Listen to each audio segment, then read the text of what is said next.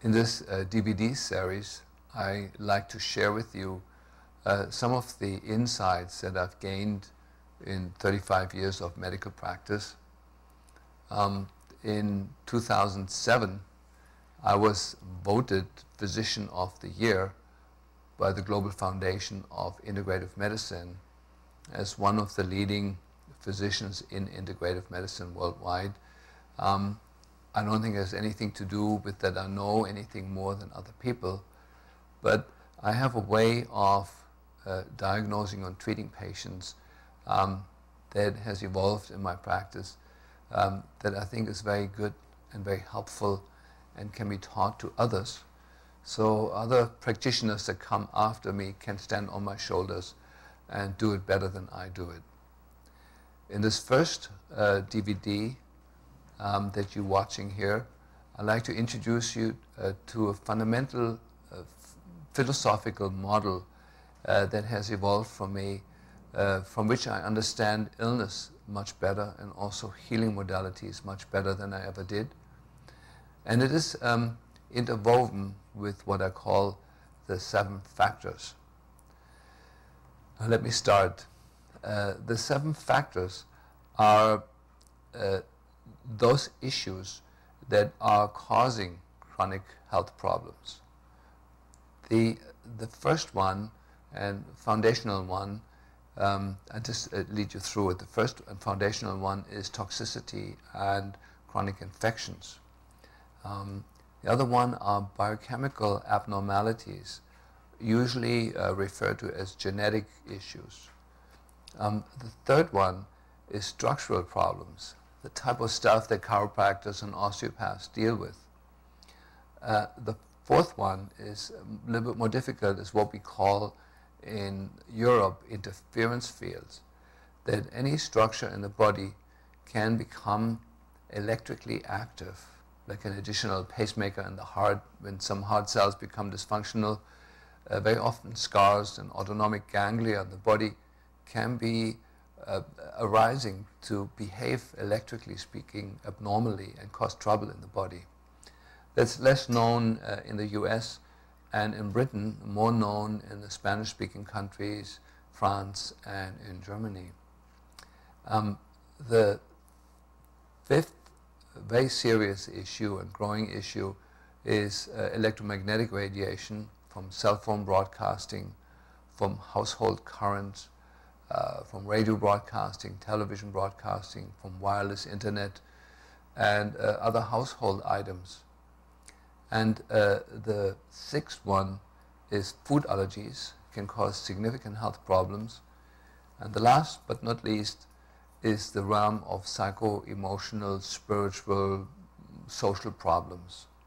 So I will take you now through the 5 levels of healing and will remind you of where these 7 factors can be seen. So this model of healing arises from the old yogic tradition. Patanjali, the father of modern yoga, several thousand years ago, wrote about a system of healing that he called the 5 koshas. The 5 koshas can be translated into the 5 bodies or the 5 envelopes that we have. The first body is the physical body. The second body is the energy body. I get into that in a moment. The third level is the mental body. The fourth level is the intuitive body, or the dream body as the shamans call it. And the fifth level is the spirit. Now let me take you through these levels in a way that may be helpful in understanding what you can actually do with this system. I want to talk about ART, and I want to start in the beginning to introduce you to some of the tools that we're using, the tools of the trade. ART stands for Autonomic Response Testing, and we simply are looking for ways of showing if the person goes into a stressed state or into a healing state.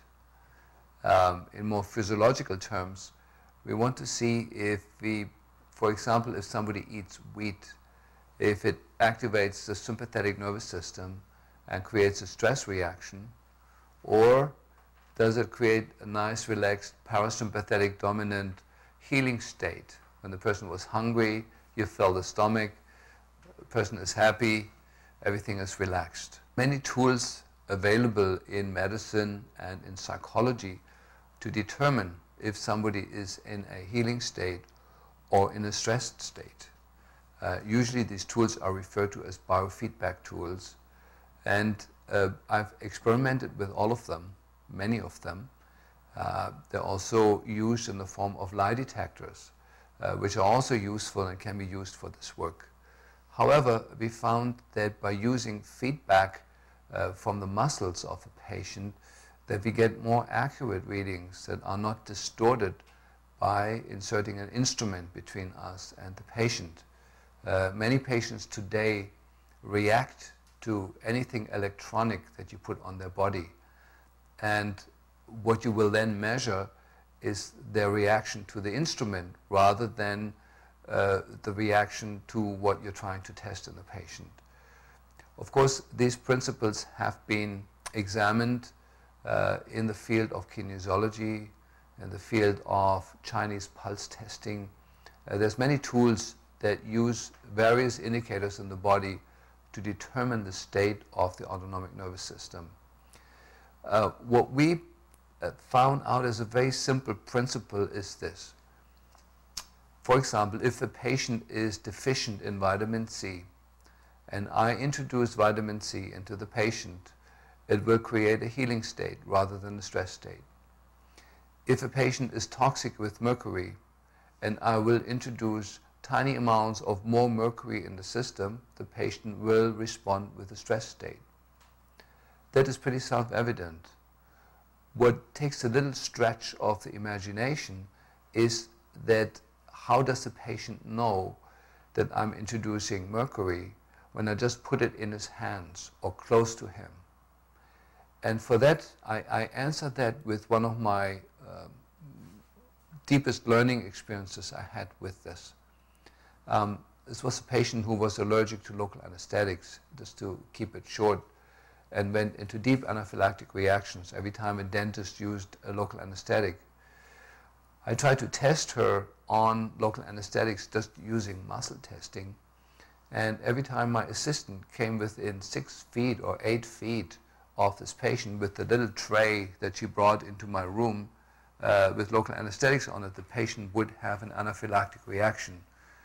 And we ended up double and triple blinding this experiment, where neither I knew where the nurse was with the local anesthetics nor the patient, and we could within half an inch determine how far away from the patient the local anesthetic had to be, and the patient would react. Now, I'm assuming that it was not just a gifted patient, one patient in 6 billion who had the ability to sense things in the field outside, away from their body. I do know it's a property of all higher evolved animals. It's very well studied in sharks. They can detect their victim through their autonomic nervous system up to 16 feet away. They form an inner image how the person looks like even in the most murky water. And many other animals have been shown to have this sense. It's I call it an energetic immune system that responds to the presence of a particular substance away from the body. And that is the reflex that we're using, and that's the only thing that will take a stretch of the imagination. Is it easy to prove? Absolutely. We can give somebody who's got a wheat allergy wheat to eat and record his heart rate variability. That's a quantitative assessment of the autonomic nervous system, and demonstrate the stress reaction.